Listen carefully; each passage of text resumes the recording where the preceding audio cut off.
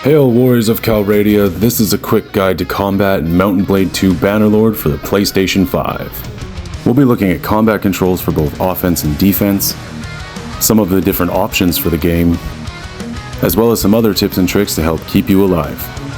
So join me in the training grounds where I also try to remember how to play. First we'll grab our sword and board and work on some defense. You can block by holding L2 and choose direction with the R3 stick.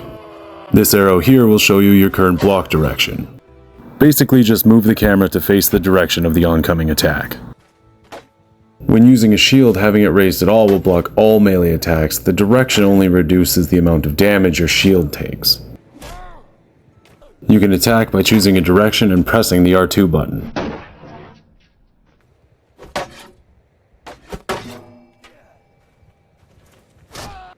There's a couple different options available to change how things work. For me, I like changing the block direction of my movement.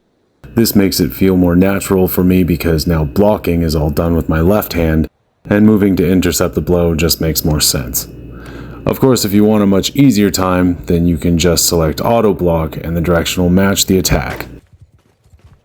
You can see this time that the directional indicator changes based on my movement and not the direction of the camera.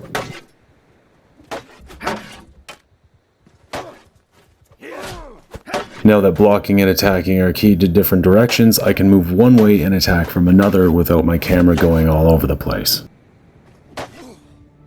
Defense becomes even more crucial if you choose to wield a two-handed weapon, as you will only block attacks from that side. Now we get a chance to put it all together and spar a little.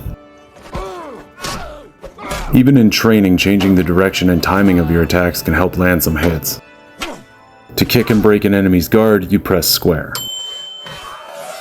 But if you miss, you end up leaving yourself wide open. A safer option is to bash with a weapon or shield by holding block and then pressing square. You can also cancel an attack with the block button for a last second save. Right now I'm fighting on the hardest difficulty to show how intense the combat can be. I'm just coming back to the game after a long break, so I basically got my shit kicked in for about 20 minutes. With the new expansion War Sales coming out this fall, I figured it would be a good time to relearn this awesome game and hopefully share some helpful tips to warriors like you. If you have any questions about the game, feel free to leave a comment down below. I also have some ideas for other videos, so if you want to see more Bannerlord content on my channel, then hit the like or subscribe button. Anyway, back to the combat. Here you can see another quick warm-up before trying again. As I said before, blocking with a two-handed weapon is the difference between life and death on the battlefield.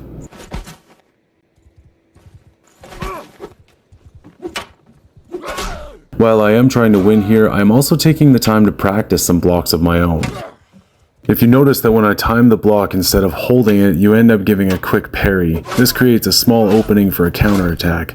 I tried it a couple times, but I think I'm just too low level, or bad at the game, or both. As hard as the game can be, the combat is both simple and complex at the same time, and it can lead to some epic moments like this.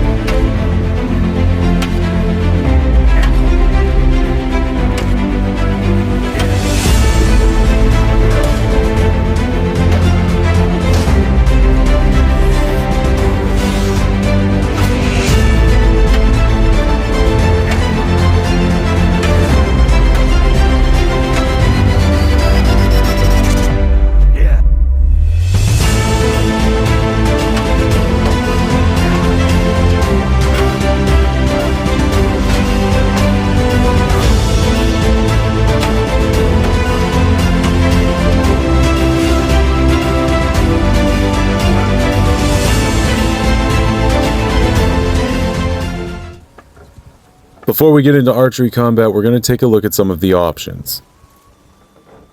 There's sliders that affect the sensitivity, but the one feature that stands out is called alternate aiming.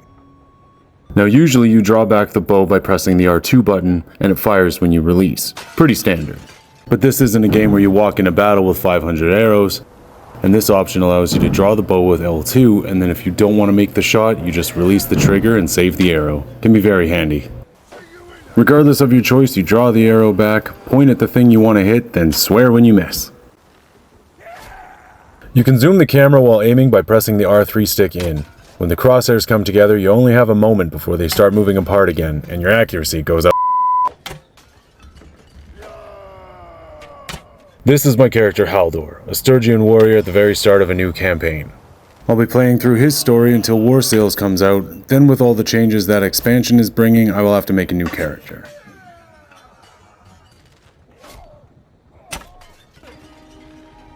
Fighting while mounted works much the same way, but with a few key differences. When swinging your weapon, you will be much slower, but have a much wider arc than on foot. Yeah, it's not as easy as it looks. It may take some practice, but that's why I'm here. Swords are only so effective on horseback. Obviously, longer weapons will help you reach your target. One thing this training course does not mention is that controlling the speed of your mount is a good idea if you don't want to embarrass yourself on the battlefield. Polearms are definitely the weapon of choice if you're fighting on a mount. Piercing weapons like spears can only attack either up or down. We aren't going to be covering the lance or the other aspects of mounted combat, but this should be enough information in case you want to give it a shot and see if it fits your character. Hopefully you found this video somewhat helpful as an introduction to combat in Mount & Blade 2 Bannerlord. Stay tuned to the channel as I get ready for the arrival of the new expansion, War Sales. Until next time, remember, every battle is won before it is ever fought.